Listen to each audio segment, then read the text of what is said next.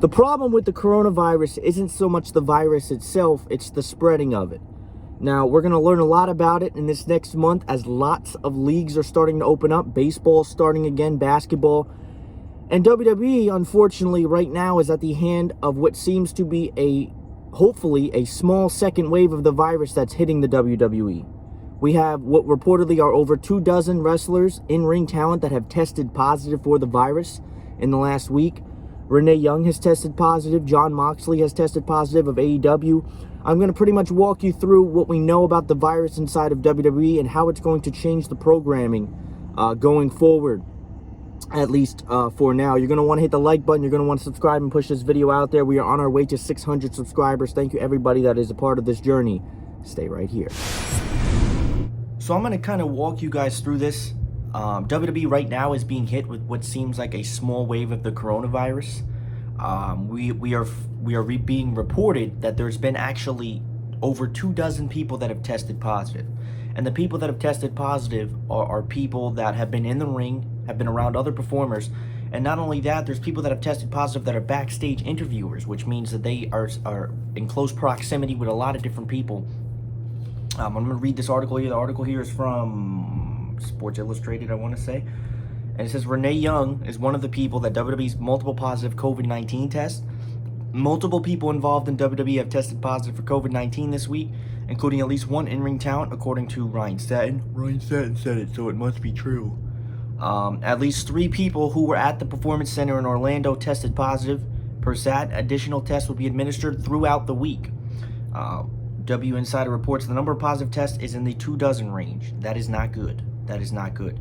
Obviously, the people that have tested positive have to be quarantined. Jon Moxley is one of the other people that have tested positive. He is in a major program right now with Brian Cage and AEW. And part of the reason why that is a problem is because, first off, they have a pay-per-view-like event that is supposed to be taking place. We are being told that Jon Moxley and Brian Cage was supposed to be taped next week.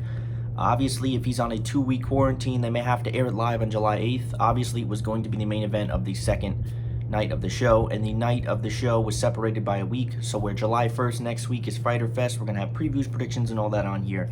July 8th is the second night of Fyter Fest, I'm sorry. It's a very, very easy tongue twister.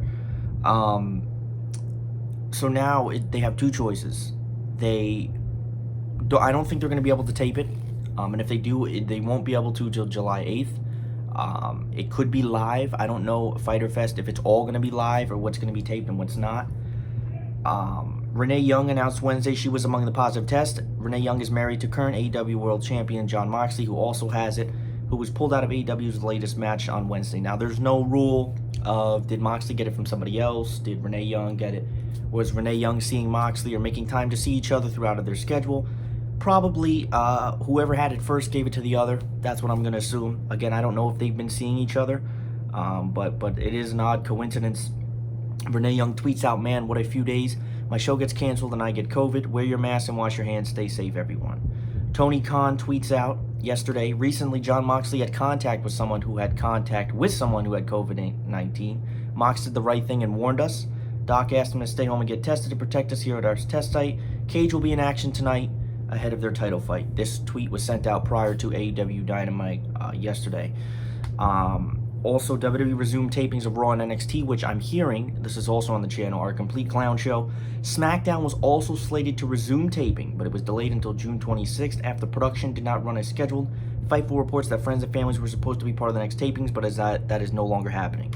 The friends and family that are behind the plexiglass and sound like robotic or sound like robotic humans who've had the life drained out of them are no longer going to be there, at least as of right now. Obviously, that's the first course of action for WWE. The first thing that you want to do is eliminate anything that's not necessary. The crowd is a nice addition to it, but it's not necessary.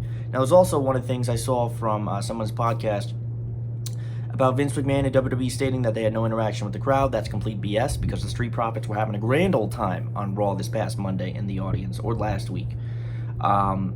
So it appears that we may not have audiences for these tapings, which kind of sucks a little bit, especially with Fighter Fest, I don't know how they're going about it, but WWE says right now that the next tapings, that is not happening.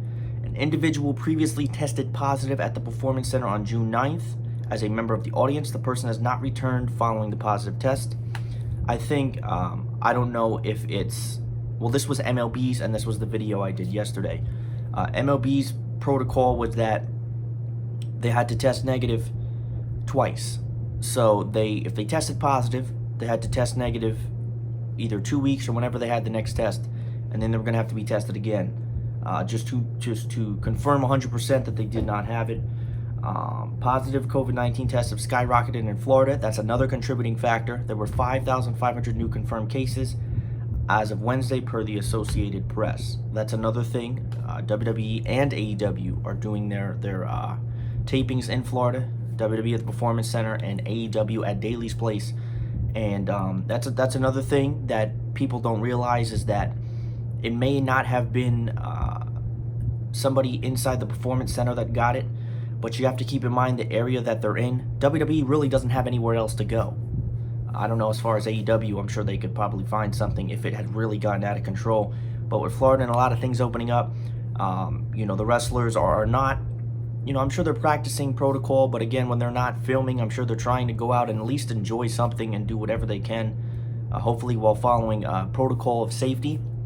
Hopefully they are not on the Miami Beach boardwalk dabbing everybody up, which I don't think is happening. But that is one of the things that is definitely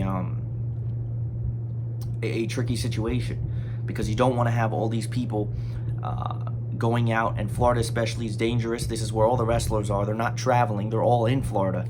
So what probably happened was one of them got it from someone outside, and they trickled its way in, and now all of a sudden 24 people have it. So it provides, and this is WWE strictly, a very tricky situation. Roman Reigns announced that he was not going to be in a part of WrestleMania, so he got out of there quickly. This was late March. Sami Zayn wrestled at WrestleMania, then he left. I don't know about other people. I'm just trying to think of people off the top of my head. Obviously, there's wrestlers from NXT UK and all those kind of wrestlers that are quarantined. They don't have, Walter, we haven't seen. Pete Dunne, all these guys are quarantined because there's the travel ban and whatever's happening. As far as wrestlers, I don't know. I don't know how the process is. I believe that AEW had to make it public knowledge when someone tested positive, but I don't know if they had to name drop them, because WWE did not. We know Vince McMahon is very arrogant, very stubborn, so it's going to be interesting to see his approach here. Renee Young tested positive. She's on commentary, so that means that anybody that she was working with, commentary is scary because there's 3 people that are in very, very close proximity with one another. Jerry Lawler is, he has all his pre-existing health conditions. I have no idea why he hasn't, I'm sorry. Ric Flair, no need to have him on Raw Monday. He declared that Randy Orton was the greatest ever. So just in case any of you watching this haven't been around the last 14 to 15 plus years, Randy Orton's pretty good at what he does. And we needed a health, and how do I say this nicely? I don't want to say washed up because that's disrespectful. We needed a senior citizen Ric Flair with a bunch of pre-existing health conditions to come out there. For what reason exactly? So now he's got to be tested. What if he has it? How do you think Vince is going to feel when he finds out that Ric Flair could have the virus? What if, God forbid, knock on wood, what if it took his life? I don't want to get too crazy, but things like that. Kayla Braxton has it. That's another problem. Kayla Braxton does or she got it twice. I don't know how that happened.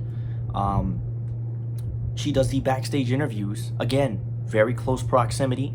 They're not wearing masks. Again, how do you wear a mask? Again, I get it, but WWE doesn't really want to show their performers or anybody wearing masks, and that's one of the things that I think they should be a little bit more careful with.